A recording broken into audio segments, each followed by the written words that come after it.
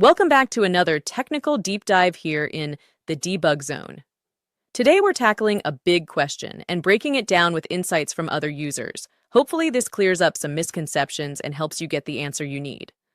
So buckle up, stay a little curious, and let's jump right in.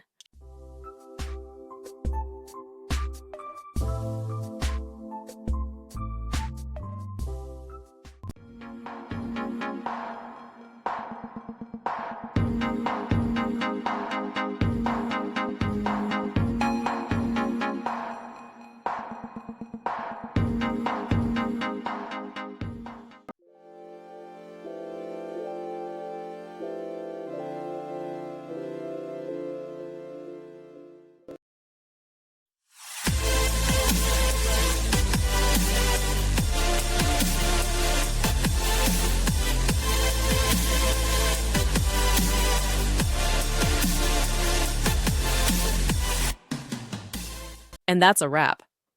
I hope you found the answer you were looking for. If you did, take a second to hit that subscribe button. It really helps out. And let me know in the comments which solution worked best for you. See you next time in the debug zone.